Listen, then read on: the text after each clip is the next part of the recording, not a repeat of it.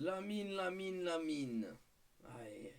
Salutations à tous, c'est Boateng. Alors voilà, on va faire une vidéo un peu particulière aujourd'hui. On va s'interroger sur, bien évidemment, notre joueur fétiche, notre petit Lamine Yamal. Comme vous avez pu le voir dans le titre de la vidéo, j'ai quelques craintes concernant Lamine. Même si, bien évidemment, pour commencer, on le remercie pour sa saison stratosphérique, honnêtement, qu'il a pu nous offrir et pour lequel on a pu avoir énormément de titres, même si c'est bien évidemment un collectif. Il a pu participer grandement à l'épopée du Barça cette saison et ça nous a fait un bien énorme, honnêtement.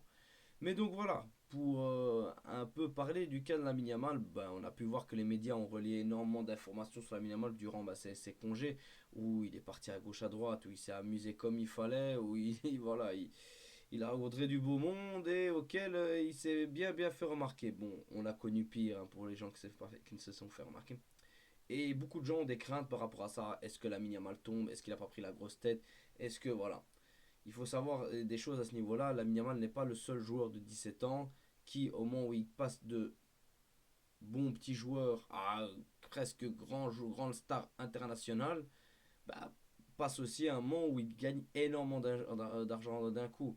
Il y a plein d'autres joueurs qui sont permis de faire la fête, tout comme Cristiano Ronaldo, Kaka ou autre. Voilà, c'est pas le premier ni le dernier.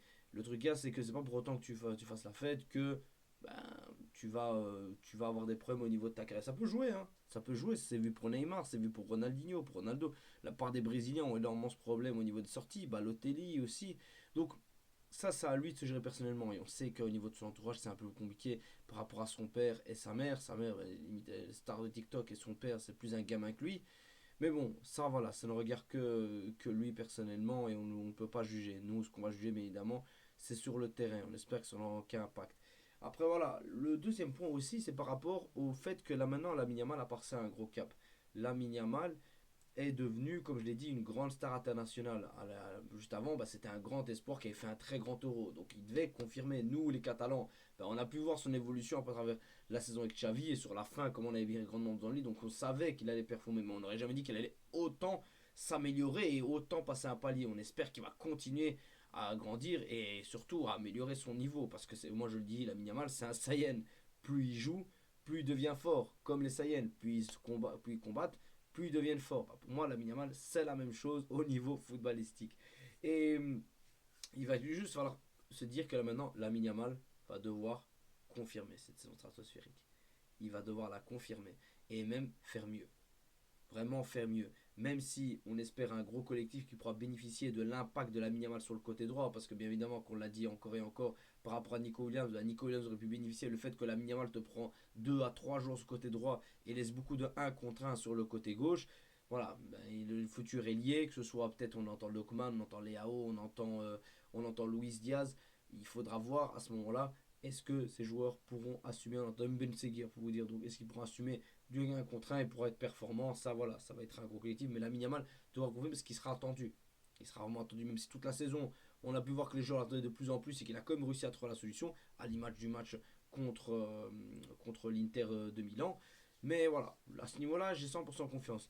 La seule chose qui a été révélée un peu sur les réseaux et qui n'est pas totalement faux, sur lesquelles on pourrait avoir des craintes, c'est par rapport à sa croissance. Là, on observe que Lamine Yamal, bah, on peut le voir là, hein, ne cesse de grandir. Il fait quasiment la taille de Lewandowski. Et et un bon ailier comme Lamine Yamal, c'est un joueur qui a besoin que son centre d'activité soit assez bas. Après, on a bien vu que même grand, il a une dextérité très facile, énormément technique, il est très à l'aise avec le ballon, mais aussi le fait qu'il prenne de la taille, ben aussi il améliore la puissance à frappe et la précision. Ça l'aide énormément. Maintenant, il peut y avoir des conséquences par rapport à sa taille. Du fait que son centre d'activité, quand t'es plus bas, bah, c'est plus facile pour dribbler. À voir maintenant, en ayant grandi, comment il peut assumer cela. Ça va être un gros cap pour lui. C'est la plus grosse crainte qu'on peut avoir par rapport à la minimale. Tout comme on a pu voir là maintenant que Carreras, qui était l'un de ses pires cauchemars sur les 2 matchs qu'on a pu jouer face à lui contre Benfica, il a bien pocket la Yamal. Franchement, il lui a fait énormément de mal. Même si la Yamal ne fait pas un mauvais match. Hein. Moi, je rappelle le 5-4, la Yamal, voilà, il a eu des répondants, il a eu des actions. Mais sur le 1-0, ben voilà, Kairas l'a vraiment mis dans sa poche et ça a été très compliqué pour lui. Maintenant qu'il est au Real Madrid, il va devoir assumer un nouveau rival.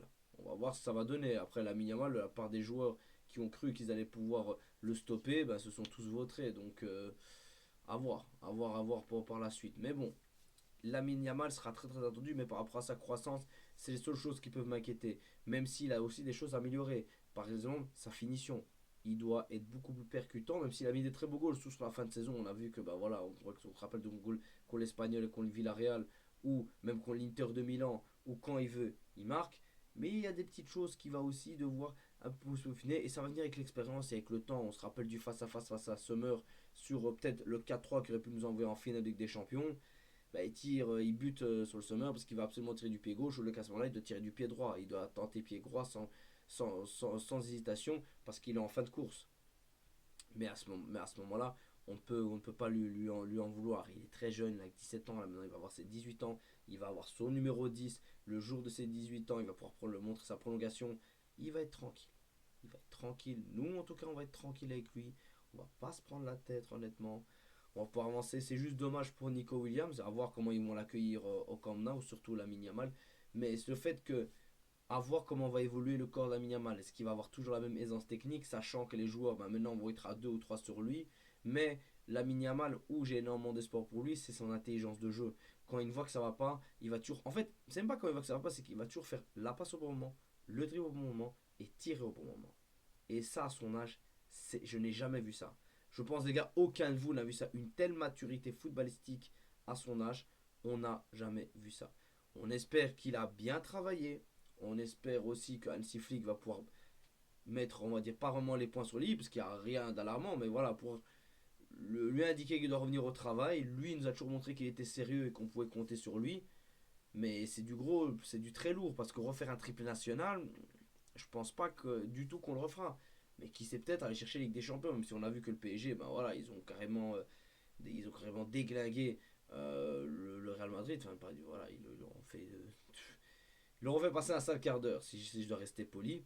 Mais lui, voilà, il va falloir assumer tout ça. Et on espère que le collectif suivra. Pour le moment, au niveau de fair play financier, c'est un peu compliqué. On attend que l'audit passe pour pouvoir avoir les 100 millions d'éloges VIP. On espère que ça passera et qu'on puisse recruter un ailier gauche de remplaçant qui puisse un peu faire tourner l'équipe parce que là on a bien besoin.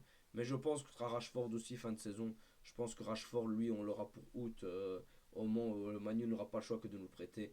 Et il y aura une option d'achat, mais je pense pas qu'on la soulevera à part si Rashford nous fait une saison à 45 buts et qu'il nous offre tous les titres. Là, oui, là, je pense qu'on pourrait être capable de l'acheter.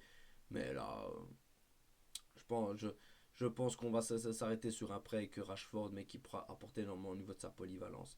Mais pour la Yamal, lui, moi je m'inquiète pas, juste à la croissance, parce que quand la biologie de ton corps veut t'arrêter, l'anatomie, c'est plus compliqué. Vous, en tout cas, les gars, dites-moi ce que vous en pensez dans les commentaires. Moi, je crois en la Yamal comme d'habitude. On se retrouve pour une prochaine vidéo. Et visca Barça.